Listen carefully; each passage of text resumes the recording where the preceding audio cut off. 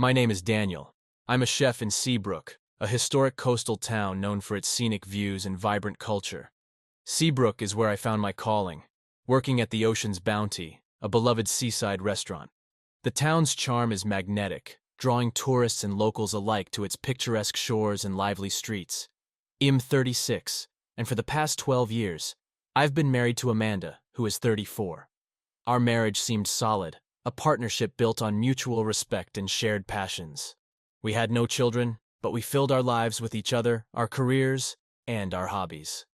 Amanda worked as a marketing executive, her creativity and drive matching the intensity I brought to my culinary creations. We balanced our hectic schedules with social activities, weekend getaways, and quiet nights at home, enjoying each other's company. Our friends envied our relationship, often commenting on how in sync we appeared. We attended local events, supported each other's ambitions, and maintained a home that felt like a sanctuary. We shared a love for the arts, frequenting galleries and theaters, and often hosted dinner parties that were the talk of our social circle. Everything seemed perfect VGJ until the subtle changes began. It started with small things.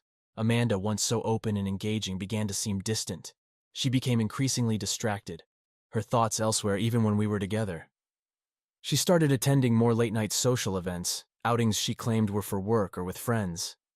At first, I didn't think much of it. Amanda was a social butterfly, always enjoying a good party. But then, she began to come home late with a faraway look in her eyes, almost as if she was reliving moments I wasn't a part of. Her phone became a constant companion. She guarded it fiercely, always keeping it close, often stepping outside to take calls.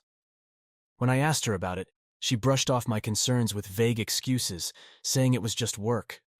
Our conversations, once so free-flowing, became stilted and forced. She grew defensive, even irritated, whenever I tried to talk about us, about the changes I was noticing. Weekends, once reserved for our adventures or quiet time at home, were now filled with her unexplained absences.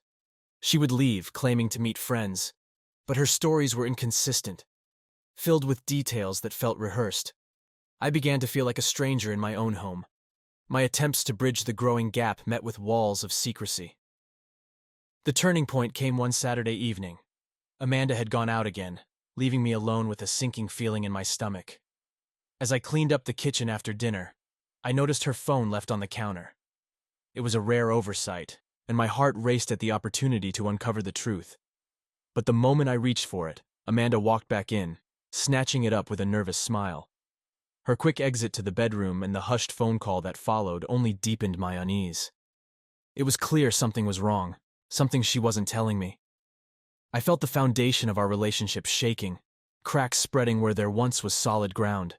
Driven by a growing sense of dread and suspicion, I knew I had to find out what was really going on, even if it meant facing a truth I wasn't prepared to handle.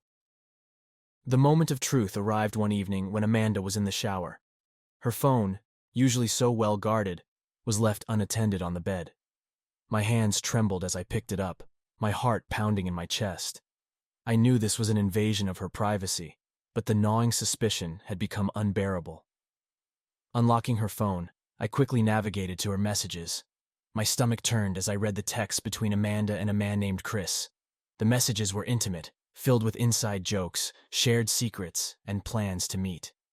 It was clear that they had been seeing each other for months. Each word I read was like a dagger to my heart, confirming my worst fears. There was no ambiguity in their conversations.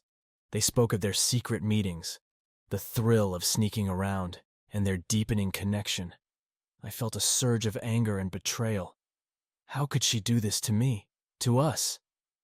I took screenshots of the messages and sent them to my phone, needing to preserve the evidence for what I knew was an inevitable confrontation.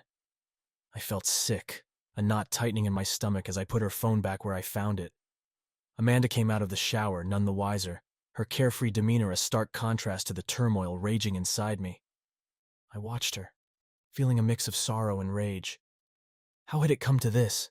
Our life together, the trust we had built, now felt like a cruel illusion. I spent the rest of the evening in a daze, barely able to focus on anything. Amanda seemed to sense my distraction but didn't press me about it. I wondered if she knew I had found out, if she could feel the weight of the betrayal hanging between us. I went to bed that night with a heavy heart, knowing that our lives were about to change forever. The next day, I took the screenshots to a quiet corner of our local park, away from prying eyes. I sat on a bench, staring at the evidence of Amanda's infidelity. I needed to gather my thoughts, to decide on my next steps. Confronting her would not be easy, but it was something I had to do. The truth was out, and there was no going back. The tension had been building for days. Every time I looked at Amanda, the weight of what I knew pressed down on me. I couldn't take it anymore. One evening, as she returned from another late-night outing, I decided it was time. She walked in, her face glowing with a deceptive normalcy, but I could see through it now. I waited until she settled in, then called her into the living room. "Amanda, we need to talk," I said, my voice barely steady. She looked at me, a flicker of concern crossing her face. "What's wrong, Daniel?" I took a deep breath and handed her my phone, the screenshots of her texts with Chris displayed. "Explain this." Her eyes widened as she took the phone, her face blanching as she scrolled through the messages. A series of emotions flashed across her face: shock, fear, guilt. She tried to speak, but the words caught in her throat. Finally, she managed, "Daniel, I can explain DJ, don't." I cut her off, my voice sharper than I intended. "I read everything. I know about you and Chris." She dropped the phone, tears welling up in her eyes. "It's not what you think, VJ." "It's exactly what I think," I snapped. "You've been cheating on me for months. How could you do this to us?" Amanda's defenses crumbled. She broke down, sobbing. "I'm so sorry, Daniel. I never meant for it to go this far." I felt a surge of rage. "Never meant for it to go this far? You lied to me, Amanda. You betrayed me." She nodded, unable to look me in the eye. "I felt neglected and unappreciated. You were always so busy with work. I was lonely." Her excuses only fueled my anger. "So this is my fault? You chose to cheat instead of talking to me? Our marriage meant nothing to you?" "No," she cried. "I still love you. I was just confused." "Confused?" I echoed, shaking my head. "You don't destroy 12 years of marriage because you're confused." The room fell silent, her sobs the only sound. I took a deep breath, trying to calm myself. "This marriage is over, Amanda. I'll be filing for divorce immediately." She looked up, panic in her eyes. "Daniel, please, can't we work through this? I'll do anything." I felt a pang of sorrow, but the anger and betrayal were too strong. "It's too late for that. You made your choice." With that, I walked out of the room, leaving her to face the reality of her actions. The life we had built together was shattered, and there was no way to piece it back together. The next steps were clear VG ending the marriage and moving on, no matter how painful it might be. The initial shock of Amanda's betrayal left me reeling, but as the days passed, my sorrow morphed into a burning desire for revenge. I couldn't just walk away and let her off easily. I wanted her to feel a fraction of the pain she had caused me. Fueled by this resolve, I began to plot my retribution. Amanda had a close-knit group of friends, 3 women who had always shown a bit too much interest in me.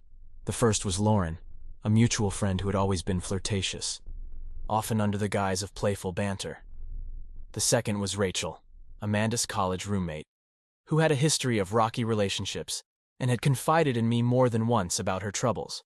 The third was Megan, an old friend from high school who had recently gone through a painful breakup. I decided to use this to my advantage. My plan began with Lauren. One evening, I sent her a casual text, asking if she wanted to meet up for a drink. She agreed almost immediately, and we arranged to meet at a bar we both liked. When I arrived, Lauren was already there, looking stunning in a red dress. We talked and laughed, the conversation flowing easily. I confided in her about Amanda's affair, playing the part of the heartbroken husband perfectly. Lauren, sympathetic and slightly tipsy, leaned in closer as the night progressed. Eventually, I suggested we continue our conversation somewhere more private. She agreed, and we ended up at her place. The encounter was both satisfying and hollow, but it served its purpose. Next was Rachel. I invited her to dinner under the pretense of needing advice. She accepted, and we met at a quiet restaurant. Over dinner, I shared my story, watching her eyes widen with shock and sympathy. Rachel, who had always had a soft spot for me, reached across the table to hold my hand. "I'm so sorry, Daniel," she said, her voice full of genuine concern. I nodded, squeezing her hand, and suggested we go for a walk. We ended up back at her apartment, where one thing led to another. Finally, there was Megan. I knew she was still reeling from her breakup, so I reached out, offering a shoulder to cry on. We met at a coffee shop, where we talked for hours about betrayal and heartbreak. Megan's eyes filled with tears as she recounted her ex's infidelity, and I shared my own story. We bonded over our shared experiences, and I suggested we spend more time together to support each other through our respective recoveries. It wasn't long before we ended up in her bed, the encounter more emotionally charged than the others.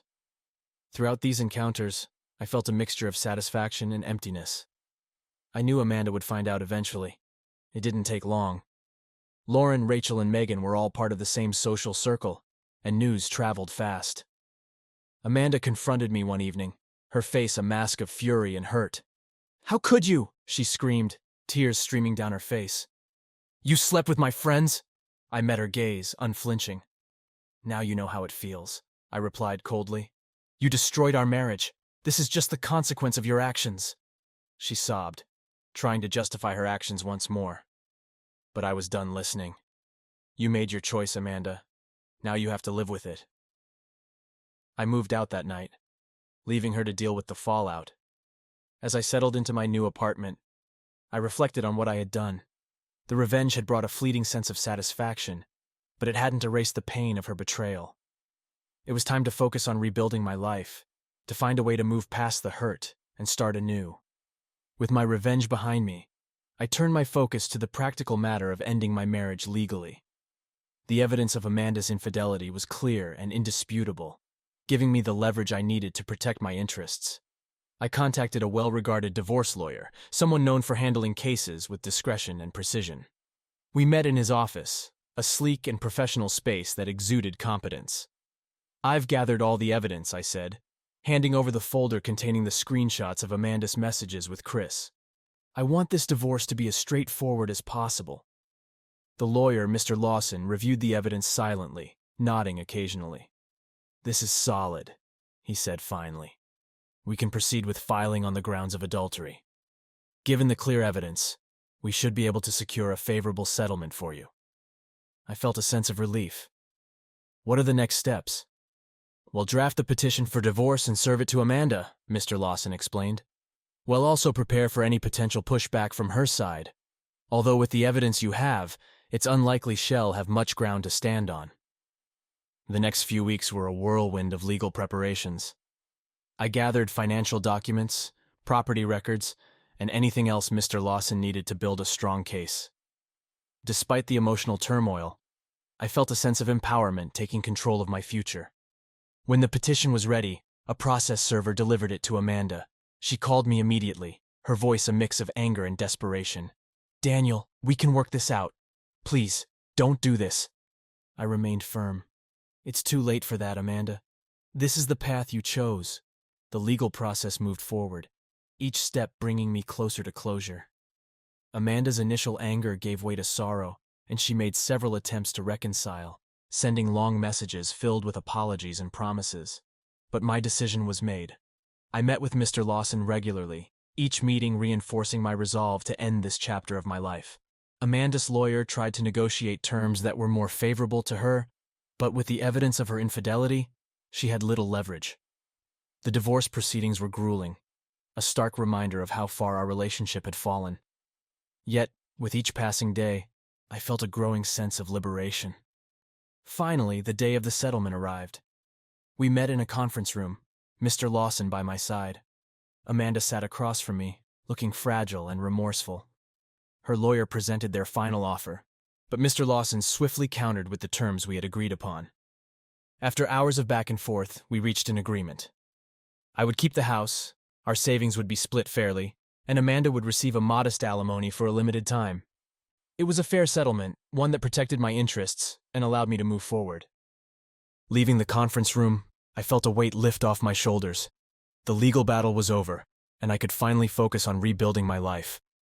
I thanked Mr. Lawson for his help and returned to my new apartment, ready to embrace the future.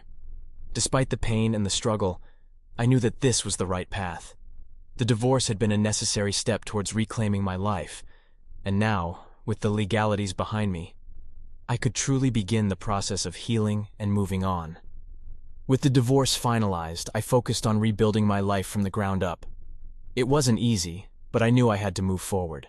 The first step was to dedicate myself even more to my career. I poured my energy into my work at the Ocean's Bounty, experimenting with new dishes and improving my culinary skills. My passion for cooking became a form of therapy, each creation a step towards healing. I also took up new hobbies to fill the void left by my broken marriage. Running became my go-to activity, providing a physical outlet for my pent-up emotions. I started training for marathons, finding solace in the rhythm of my steps and the steady progress I made. Writing, another newfound passion, allowed me to channel my thoughts and feelings into a creative pursuit. I began working on a novel, a story that mirrored my journey of betrayal and recovery. Moving to a new neighborhood marked a significant milestone in my journey. The fresh environment offered a clean slate, free from the memories of my life with Amanda. My new apartment was modest but cozy, a space that I could call my own. Decorating it to my tastes was liberating, each piece of furniture a symbol of my independence. Reconnecting with old friends and making new ones became a priority.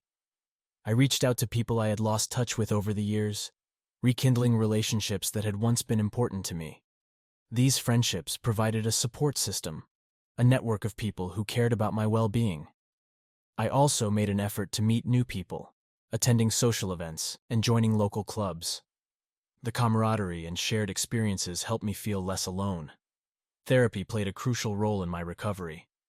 Talking to a professional helped me process the complex emotions that had surfaced after Amanda's betrayal. My therapist, Dr. Kim, guided me through my feelings of anger, sadness, and confusion. Healing takes time, she often reminded me. Be patient with yourself. Her words resonated, and I gradually began to understand and accept what had happened.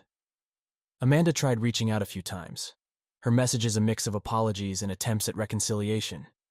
Each time, I responded politely but firmly, reiterating that our relationship was over.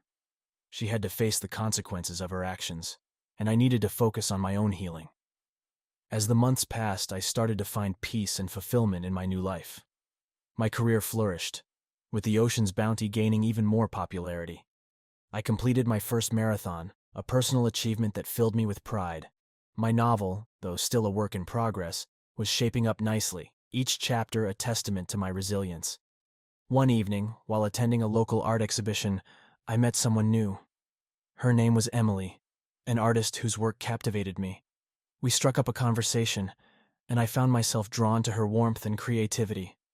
Over time, our friendship blossomed into something deeper, a connection built on mutual respect and shared interests. Emily was different from Amanda in many ways. She was genuine, supportive, and understanding. She knew about my past and accepted me for who I was. Our relationship grew slowly and naturally, each moment together a step towards a brighter future. Reflecting on my journey, I realized how far I had come. The betrayal that had once defined my life was now just a chapter in my story, a painful but important lesson in resilience and self-respect. I had discovered my strength, rebuilt my life, and found happiness on my own terms. Amanda, meanwhile, faced the consequences of her actions. She worked to rebuild her life independently, a journey she had to undertake alone. Our paths had diverged, and I hoped she found her own way to healing and growth. My journey taught me the importance of self-worth and the power of moving forward. I learned that happiness comes from within, and that with time, patience, and support, it's possible to overcome even the deepest of wounds. As I looked towards the future, I felt hopeful and excited, ready to embrace whatever came next.